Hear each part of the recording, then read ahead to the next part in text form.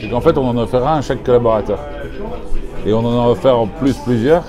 C'est tout de même très drôle d'arriver dans un centre et de voir dans un atelier de mécanique ce truc-là. D'accord? Je dis ce truc, non. Cet élément de valeur incontestable. Posé sur la machine à pneus ou à côté de la machine à pneus.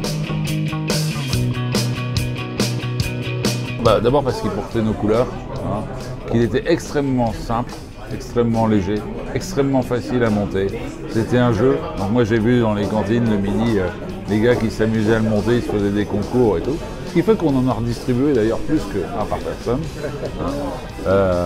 et qui adhérait immédiatement au projet en fait. Il faut parfois très peu de choses. Mais là, plutôt que de lire un journal, plutôt que de voir des photos, ils touchaient du concret, ils voyaient ce que c'était qu'un catamaran, j'allais dire en vrai. Ils comprenaient l'histoire des foils, des safrans, du trampoline, ils comprenaient l'histoire du Maël et ça change tout. C'est tactile, c'est manuel, c'est leur œuvre, hein. Des vrais gamins comme devant une boîte de Lego. Les ingrédients qui font que ça plaît, ça marche,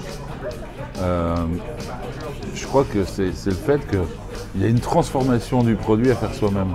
Et donc il y a ce côté attachement à la réalisation manuelle.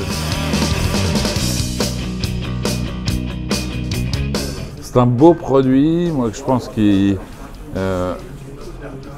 est vraiment facilement diffusable. Et tu vois, nous, un de nos problèmes, c'est qu'on se lance dans le sponsoring, on fait du bateau, c'est une technologie qui paraît très coûteuse et tout.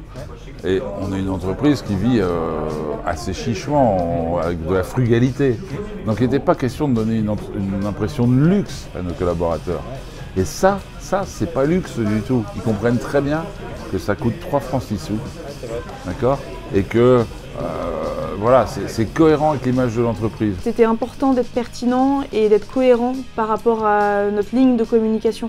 Donc faire des porte-clés ou des choses comme ça, bon, ça avait moins d'intérêt que le bateau qu'ils pouvaient exposer en magasin, dans leur salle de pause, chez eux s'ils en avaient envie. Mais là, on était pile poil dans le thème. Et à ce tarif-là, je peux en distribuer beaucoup. C'est ça qui est plaisant. C'est un tout petit investissement pour un vrai effet waouh.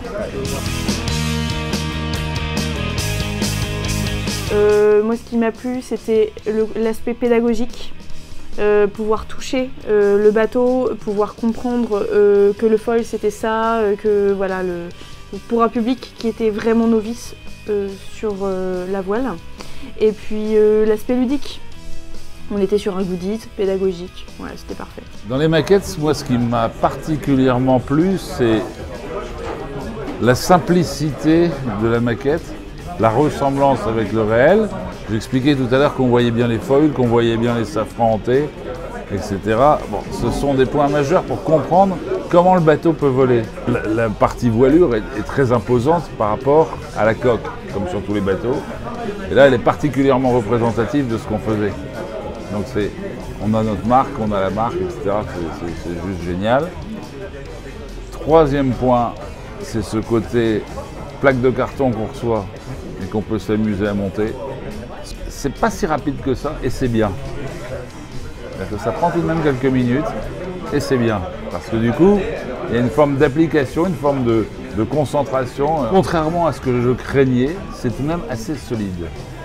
Elles sont rigides, donc en fait, voilà, on a l'exemple, hein, elle se pose et ça va faire plus d'un an qu'elle est là et elle n'a pas bougé. Donc ça c'est aussi génial. C'est qu'il y a le côté éphémère du carton, enfin, du papier cartonné, mais au final, ça tient le coup. Ouais. Et puis le dernier point qui m'intéresse, parce que j'étais tout de même responsable du budget com, c'est que c'était pas très cher.